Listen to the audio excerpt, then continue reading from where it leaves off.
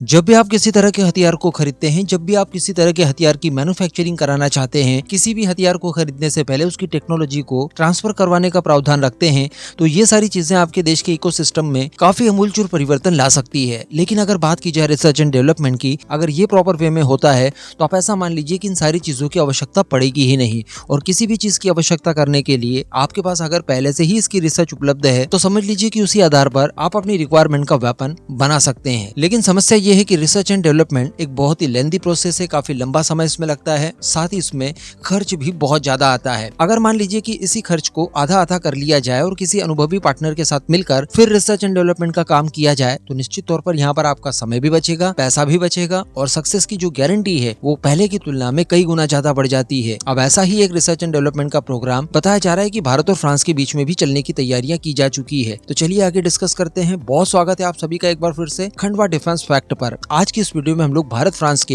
एक नए रिलेशनशिप को लेकर डिस्कस करेंगे जो भारत के लिए महत्वपूर्ण कड़ी माना जा सकता है। आप बस इसी तरह की वीडियोस के लिए चैनल को सब्सक्राइब जरूर कर दीजिएगा। तो देखिए, द डिप्लोमेट्स के अनुसार भारत और फ्रांस के बीच में defence research and development cooperation agreement को साइन किया गया है। इसके चलते भारत और फ्रांस के बीच में कई सारे क्षेत्रों में एक साथ रिसर्च एंड डेवलपमेंट का काम किया जाएगा साझा रूप से भारत के अंदर, और उसके बाद इसी आधार पर हथियारों को तैयार किया जाएगा। यहाँ पर अगर बात की जाए फ्रांस के सहयोग की, तो इसके लिए उनकी 3 कंपनियों के नाम निकलकर सामने आए हैं। डसॉल्ट एविएशन जो कि रफाल बनाती है, साफरान जो कि जेट इंजन और बाकी के इंजन बनाती है, साथ ही थेल्स कंपनी जो कि विमानों के लिए साथ ही कई और वेपन्स के लिए इलेक्ट्रॉनिक्स तैयार करती है। इन 3 कंपनियों का नाम निकलकर सामने आया है जो कि भारत के साथ मिलकर आगे सहयोग को आगे बढ़ाएंगी। अब इस सहयोग से बताया ये जा रहा है कि भारत की कई सारी रिक्वायरमेंट्स को पूरा किया जा सकता है। एग्जाम्पल के तौर पर यहाँ पर ऐसे सभी तरह के ड्रोन्स, यूसीएवी और यूएवी वगैरह इसी माध्यम से तैयार किए जाएंगे भारत के अंदर, जो ऑटोनोमस टेक ऑफ लैंडिंग करते हैं। इवन उड़ान के दौरान जितने भी मिशंस दिए जाते हैं इसको, वो भी ऑटोनोमसली ये प्ले कर सकता हो। इस काम को भी ज्वाइंटली किया जाएगा भारत और फ्रांस के द्वारा। तो अगर इसका इंपोर्टेंस आप समझना चाहें तो ये घातक यूसीएवी, कैट्स वॉरियर और आने वाले समय में फूफा जैसे विमानों के लिए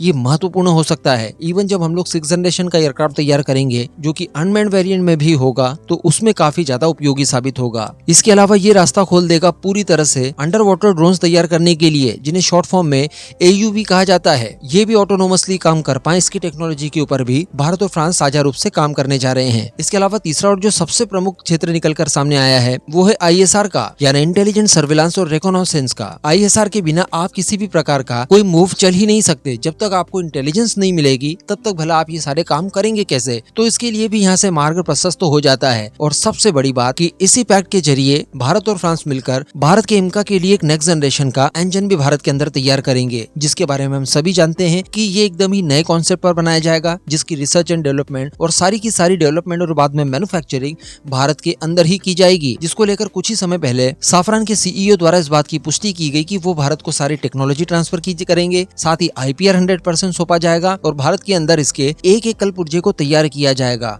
तो उस डील के लिए भी ये पैक्ट जरूरी था। इसके अलावा भी हम जानते हैं कि एमआरएफए प्रोग्राम के लिए फ्रांस के रफाल खरीदने की बात चल रही है। इसके अलावा नेवी के लिए 26 रफाल ऑलरेडी हम लोग बुक कर ही चुके हैं। तो इन सब पार्टनरशिप को देखते हुए ये सारा इनिशिएटिव भारत के अंदर तैयार किया गया है, जिसको लेकर भविष्य में बड़े स्केल पर काम किया जाएगा। अब इस पूरे मुद्दे पर और इस पूरे इनिशिएटिव पर आपका क्या मानना है, नीचे कमेंट करके जरूर बताइएगा।